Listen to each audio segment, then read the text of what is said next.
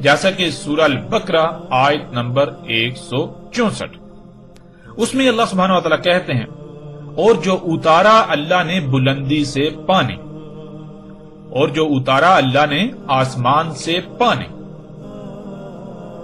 پس حیات دی اس کے ساتھ زمین کو اس کی موت کے بعد، اور پھیلا دیے اس میں تمام دابا سے، یعنی تمام کی تمام حرکت کرنے والی مخلوقات۔ ناظرین، زمین کو مکمل کرنے کے بعد جب خلا سے پانی اللہ سبحانہ و تعالیٰ نے اتارا زمین پر، یعنی جمے ہوئے پانی کے شخابیوں کی زمین پر بارش ہوئی، اس کے بعد وہ شہابیے پگھل کر زمین پر سمندروں کی صورت اختیار کر گئے۔ اس پانی سے زمین پر حیات کا آغاز ہوا۔ یوں زمین پر جتنی بھی حرکت کرنے والی مخلوقات ہیں وہ وجود میں آئیں، خواہ وہ پانیوں میں موجود ہوں، خشکی پر رینگنے چلنے والی یا پھر اڑنے والی، ان تمام مخلوقات کو پانی سے خلق کیا۔ انہی میں بذات خود یہ بشر بھی شامل ہے۔ یوں اس آیت میں بالکل صراحتاً یہ بات موجود ہے کہ جتنی بھی حرکت کرنے والی مخلوقات ہیں یہ تمام کا تمام دابا ہیں، یہ دواب ہیں۔ اس طرح ناظرین اگلی آیت میں دیکھیں، سورہ الانعام آیت نمبر 38، اور نہیں دابا سے زمین میں اور نہ اڑنے والے جو اڑتے ہیں، مگر امم ہیں تمہاری ہی طرح، نہیں فرق کیا ہم نے کتاب میں کسی شے سے، پھر یہ اپنے رب کی طرف اکٹھے کیے جائیں گے۔ اس آیت میں بھی اللہ سبحانہ و تعالیٰ نے بالکل واضح کر دیا کہ دابا میں سے جتنی بھی مخلوقات ہے، یعنی جتنی بھی حرکت کرنے والی مخلوقات ہیں، ان میں سے صرف تم واحد ایسے نہیں جن کی حیثیت و اہمیت کی ہے، یعنی تم زمین و آسمانوں میں جڑ کی حیثیت و اہمیت رکھتے ہو، تمہیں زمین کا نظام چلانے کے لیے ایک منظم ترین گروہ کی حیثیت حاصل ہے، بلکہ دابا سے جتنے بھی ہیں، یعنی پرندوں کو لے لیں یا اس طرح مختلف سانپوں کو لے لیں، بچھوؤں کو لے لیں، یعنی جتنی بھی ایسی مخلوقات ہیں ان کو بطور گروہ سامنے رکھ لیں تو ان کی مسل ایسی ہی ہے، وہ سب تمہاری ہی مسل امم ہیں۔ اور ان میں پھر اللہ سبحانہ و تعالیٰ نے اڑنے والی مخلوقات کو محسوس کر دیا، جس کے پیچھے بہت بڑی وجہ ہے، جس پر انا علینا بیانہ کے تحت تفصیل سے بات ہوگی۔ اس طرح ناظرین اگلی آیت میں دیکھیں تو اس میں اللہ سبحانہ و تعالیٰ کہتے ہیں، سورہ ہود آیت نمبر 6، اور نہیں دابا سے زمین میں، یعنی تیر کر حرکت کرنے والی، رینگ کر، چل کر یا اڑ کر حرکت کرنے والی مخلوقات، مگر اللہ پر ہے ان کا رزق، اور وہ علم رکھتا ہے ان کی موت کی صورت میں جہاں جہاں بکھری پڑی ہے، اور جہاں جہاں دوبارہ موت کے بعد بکھر جائے گا۔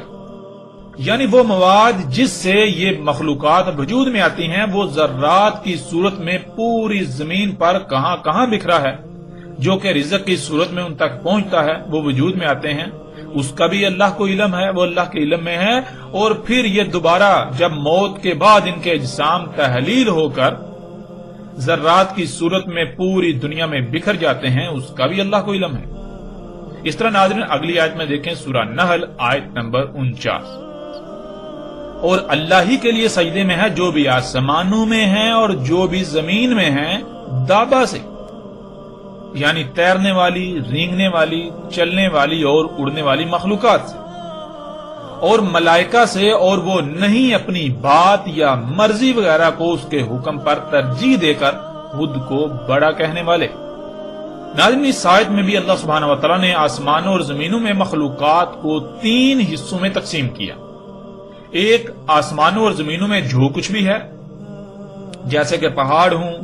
درخت ہوں، سمندر ہوں، یا جتنی بھی ایسی مخلوقات ہیں، خواہ وہ جو انسان سے پوشیدہ ہیں یا پھر ظاہر۔ اور دوسرا دابا، یعنی تمام کی تمام حرکت کرنے والی مخلوقات،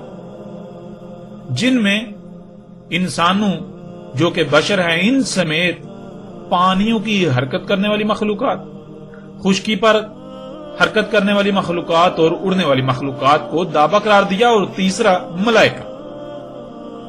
تو اس آیت میں بھی ناظرین لفظ دابا بالکل واضح ہو جاتا ہے۔ اسی طرح اگلی آیت میں دیکھیں، سورہ فاطر آیت نمبر 45، اور اگر پکڑ کرتا اللہ انسانوں کو ساتھ اس کے جو وہ کسب کرتے ہیں،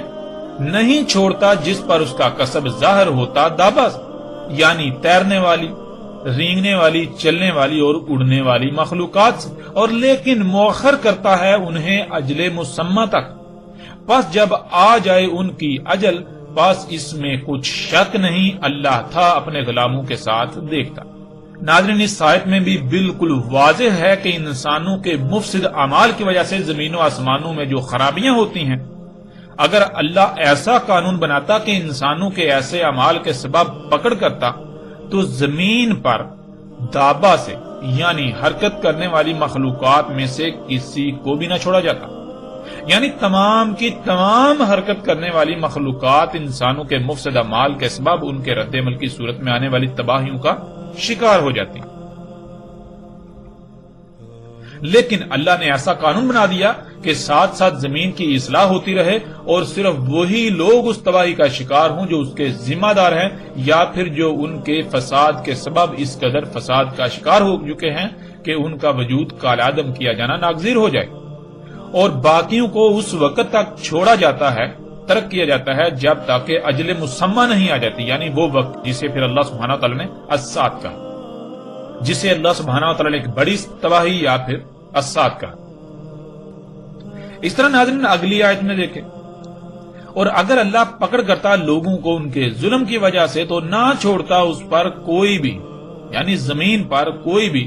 دابا سے، یعنی تیرنے والی، چلنے پھرنے، رینگنے اور اڑنے والی مخلوقات سے، اور لیکن وہ مؤخر کرتا ہے جو اس نے اجل مقرر کی ہوئی ہے اس تک، پس جب آ جائے اجل ان کی، نہیں انہیں اس سے مؤخر کرتا لمحہ بار بھی، اور نہ آگے بڑھاتا ہے لمحہ بار۔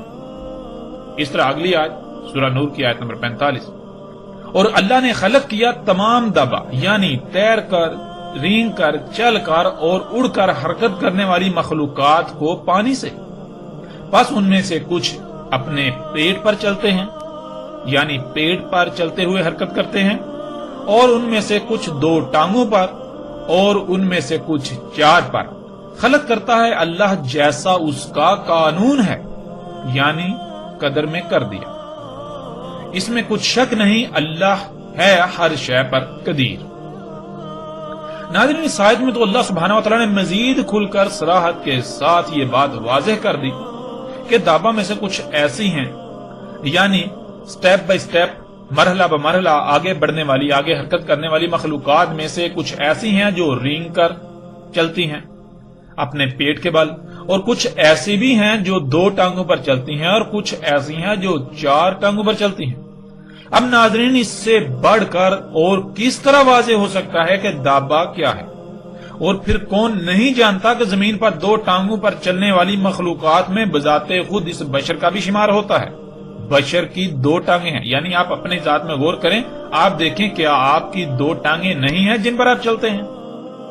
تو اللہ سبحانہ وتعالی نے اس بشر کو بھی، یعنی یہ جو انسان بشر ہیں، ان کو بھی دابا کہا۔ اور اس کے علاوہ قرآن میں اور بھی آیات ہیں جن میں اللہ سبحانہ وتعالی نے یہ جو بشر ہیں انہیں دابا سے کہا۔ پھر اسی طرح آگے اگلی آیت سورہ العنکبوت آیت نمبر 60، اور کتنی ہی تھیں دابا سے،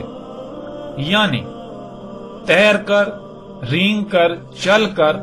اور اڑ کر حرکت کرنے والی مخلوقات سے، نہیں اٹھائے ہوئے تھیں اپنا رزق، اللہ انہیں رزق دیتا تھا، اور صرف وہی تمہیں بھی رزق دیتا تھا، اور وہی ہے السمیع العلیم۔ اس طرح اگلی آیت میں دیکھیں سورہ لقمان آیت نمبر 10، خلق کیا آسمانوں کو بغیر ستونوں کے، دیکھ رہے ہو انہیں، اور ڈال دی زمین میں چوٹیاں کہ ہلے نہ تمہارے ساتھ، اور پھیلا دیا اس میں تمام کا تمام دابا، یعنی پھیلا دی اس میں تمام کی تمام حرکت کرنے والی مخلوقات جو تیر کر، رینگ کر، چل کر اور اڑ کر حرکت کرنے والی مخلوقات ہیں، اور اتارا آسمان سے پانی، پس اگایا اس سے تمام کریم جوڑوں سے۔ اس طرح ناظرین اگلی آیت میں دیکھیں سورہ سبا آیت نمبر 14۔ بس جس مقصد کے لیے فیصلہ کیا ہم نے اس پر موت کا، نہ رہنمائی کر سکا ان کی اس کی موت پر مگر دابا، کھا گیا اس کی سہارے کے لیے ٹیک لگانے والی چھڑی کو۔ ناظرین، یہ ایک ایسی آیت ہے جو لفظ دابا کی ایسی وضاحت کرتی ہے کہ کسی بھی قسم کے شک و شبے کی گنجائش نہیں رہتی۔ اس آیت میں لکڑی کھانے والے کیڑے کو بھی دابا کہا گیا۔ جب آپ لکڑی کھانے والے کیڑے میں غور کریں تو آپ یہ جان کر دنگ رہ جائیں گے کہ لکڑی کھانے والا کیڑا نہ صرف مرحلہ با مرحلہ آگے بڑھتا ہے یعنی ارتقا کرتا ہے، بلکہ وہ رینگتا بھی ہے، ٹانگوں پر چلتا بھی ہے اور پروں سے اڑتا بھی ہے۔ اس کے علاوہ لکڑی کھانے والے کیڑوں میں سے کچھ ایسے بھی ہیں جو پانی کے اندر بھی سروائیو کرتے ہیں، یعنی نہ صرف خشکی بلکہ وہ پانی میں بھی زندہ رہنے کی صلاحیت رکھتے ہیں۔ مثلا ناظرین، جب یہ کیڑا وجود میں آتا ہے تو کچھ وقت تک یہ رینگ کر چلتا ہے، رینگ کر حرکت کرتا ہے۔ پھر ایک وقت آتا ہے جب اس کی ٹانگیں نکل آتی ہیں تو یہ چلنا شروع کر دیتا ہے۔ پھر ایک وقت آتا ہے جب اس کے پر نکل آتے ہیں تو یہ اڑنا شروع کر دیتا ہے۔ اب ناظرین، سوال یہ پیدا ہوتا ہے کہ اللہ سبحانہ و تعالیٰ نے اسے دابا ہی کیوں کہا، حالانکہ اس کا کسی اور نام سے بھی ذکر کیا جا سکتا تھا۔ لیکن ہم یہ بات جانتے ہیں کہ قرآن الحکیم ہے، یعنی وہ وجہ جس وجہ سے اسے قرآن میں اس آیت میں دابا کہا گیا، اسے ایسے ہی نہیں کہا گیا۔ اصل مقصد یہ تھا کہ یہاں لفظ دابا کی بھی وضاحت ہو جائے۔ تو ناظرین، ایسے جو کیڑے ہیں، ایسی جو مخلوقات ہیں جو لکڑی کو کھاتی ہیں، آپ ان میں غور کریں، مجموعی طور پر انہیں سامنے رکھیں تو آپ کو پتا چلے گا وہ نہ صرف ان میں سے ایسی ہیں جو پانی میں بھی زندہ رہتی ہیں، سروائیو کرتی ہیں۔